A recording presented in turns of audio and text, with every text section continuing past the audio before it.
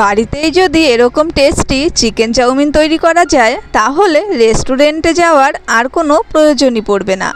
বাড়ির বাচ্চা থেকে বড় সবাই একদম আঙুল চেটে খাবে আর আপনার প্রশংসা করতে বাধ্য হবে। একবার এইভাবে চিকেন চাউমিন তৈরি করে দেখুন, বারবার রিকোয়েস্ট আসবে ঠিক এই চাউমিন তৈরি করে দেওয়ার জন্য, রেস্টুরেন্টে কেউ যেতেই চাইবে না। তো কথা না বাড়িয়ে চলুন দেখে নেওয়া যাক আজকের রেসিপিটি। প্রথমেই ওভেনে আমি জল বসিয়ে দিয়েছি আর জলটা দেখুন বেশ খানিকটা গরম হয়ে গেছে। আর তারপরে দিয়ে দিচ্ছি আমি রিফাইন অয়েল। জলের মধ্যে একটু রিফাইন অয়েল দিয়ে দিলে নুডলসটা একদমই লেগে যায় না। আর দেখুন আমি এখানে একটু মোটা ধরনের নুডলস নিয়েছি, তবে আপনারা সরু নুডলস দিয়েও করতে পারেন। এবার জলটা বেশ ভালো একটু গরম হওয়ার পরে এই নুডলসগুলো দিয়ে দেব সিদ্ধ করার জন্য।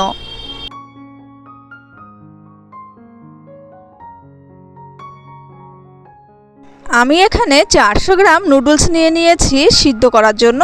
তো নুডলসটা দেওয়ার পরে একটা চামচ দিয়ে একটু জলের মধ্যে ডাবিয়ে দিচ্ছি সমস্ত নুডলসগুলো, যাতে করে সমস্ত নুডলসগুলো সমানভাবে বয়েল হতে পারে। এখন অপেক্ষা করব একটু পরিমাণে বলক ওঠার জন্য, তবে তারা মাঝখানে আরেকবার নাড়িয়ে দিচ্ছি নিচের নুডলসগুলো ওপরে তুলে দিয়ে, আর ওপরের নুডলসগুলো নিচে যাতে চলে যায়, এতে করে সমস্ত নুডলসগুলো সমানভাবে সিদ্ধ হয়ে যাবে। তো দেখুন নুডলসগুলো কিন্তু সিদ্ধ হয়ে গেছে, আর এই নুডলসটা সিদ্ধ হওয়ার জন্য আমার মিনিট 5 মতো সময় লেগেছে। তবে আপনাদেরকে আমি দেখিয়ে দিচ্ছি কেমনভাবে সিদ্ধ হবে। তো দেখুন হাত দিয়ে চাপ দিলে নুডলসগুলো কিন্তু একদম কেটে যাচ্ছে। তো ঠিক এরকমভাবেই নুডলসটাকে সিদ্ধ করে নিতে হবে। খুব বেশিভাবে কিন্তু সিদ্ধ হয়ে গেলে নুডলসটা ভালো হবে না।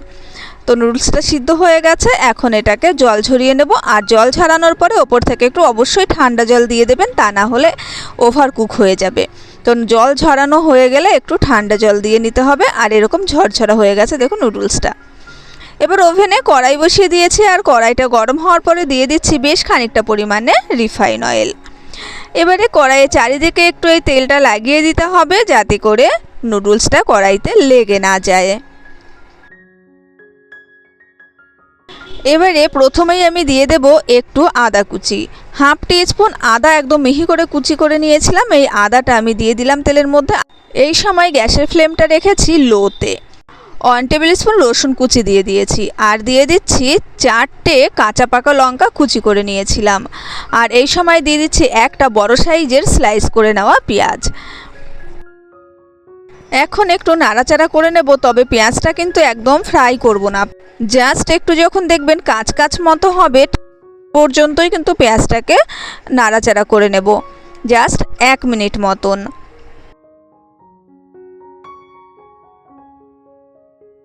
মিনিট খানেক নাড়াচাড়া করে নিয়েছে, পেঁয়াজটা একটু কালার চেঞ্জ হয়েছে। এই সময় দিয়ে দিচ্ছি একটা মিডিয়াম সাইজের টমেটো একদম মিহি করে কুচি করে নিয়েছিলাম, সেই টমেটো দেওয়ার পরেও জাস্ট 30 থেকে 40 সেকেন্ড একটু নাড়াচাড়া করে নেব, কাঁচা গন্ধটা চলে যাওয়া পর্যন্ত।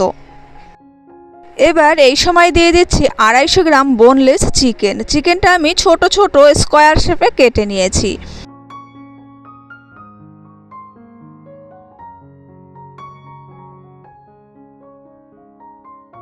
চিকেনটা দেওয়ার পরে একটু নাড়াচাড়া করে নেব, চিকেনটা কালার চেঞ্জ হওয়া পর্যন্ত। দেখবেন মিনিট খানেক নাড়াচাড়া করলেই চিকেনটার ওপর থেকে একদম সাদা কালার এসে যাবে।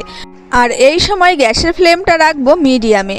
গ্যাসের ফ্লেমটা মিডিয়ামে রেখে 1 থেকে 1.5 মিনিট চিকেনটা একটু নাড়াচাড়া করে নিয়েছি। আর দেখুন চিকেনের কালার কিন্তু চেঞ্জ হয়ে গেছে, চিকেনটা সাদা হয়ে গেছে। এই সময়ে কিছু গুঁড়ো মশলা অ্যাড করছি, দিয়ে দিচ্ছি হাফ টিস্পুন জিরে পাউডার, হাফ টিস্পুন ধনে powder, half teaspoon red chilli powder, তবে ঝালটা একটু টেস্ট অনুযায়ী দিয়ে দেবেন। দিয়ে দিচ্ছি হাফ টিস্পুন মিট মশলা, আর জাস্ট সামান্য গোলমরিচের গুঁড়ো। কালারের জন্য খানিকটা হলুদ দিয়ে দিলাম, আর টেস্ট অনুযায়ী লবণ, অর্থাৎ 2 চামচ লবণ দিচ্ছি, কারণ আগে আমি লবণ ব্যবহার করিনি। তো এই মশলাগুলো দেওয়ার পরে এবার চিকেনটা ভালোভাবে কষিয়ে নিতে হবে 4 থেকে 5 মিনিট সময় নিয়ে। মশলাগুলো চিকেনের সঙ্গে ভালোভাবে মিশিয়ে ঢাকা দিয়ে 5 মিনিট কষিয়ে নেব, তবে মাঝে 1-2 বার ঢাকার চাপাটা খুলে একটু নাড়াচাড়া করে নেবেন, যাতে করে নিচে ধরে না যায়। মিনিট 5 বাদে ঢাকাটা খুলে নিয়েছি, চিকেনটা কষানো হয়ে গেছে, একদম কুক হয়ে গেছে চিকেন। একটু নাড়াচাড়া দিয়ে নিচ্ছি, যেহেতু নিচে একটু হালকা লেগে গেছে, তাই এগুলোকে ঠিক করার জন্য একটু নাড়াচাড়া করে নিচ্ছি। আর তারপরে দিয়ে দেব বয়েল করে রাখা নুডলস।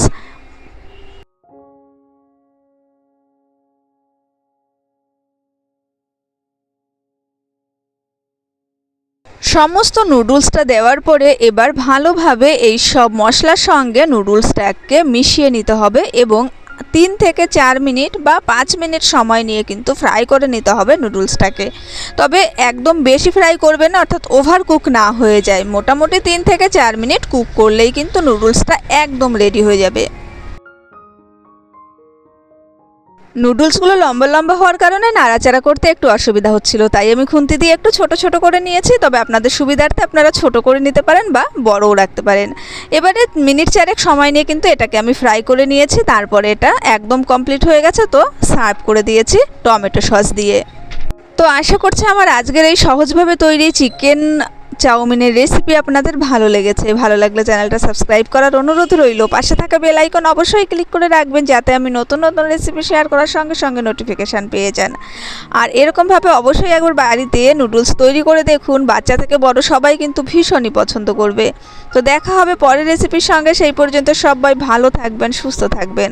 আজকের মতো টাটা।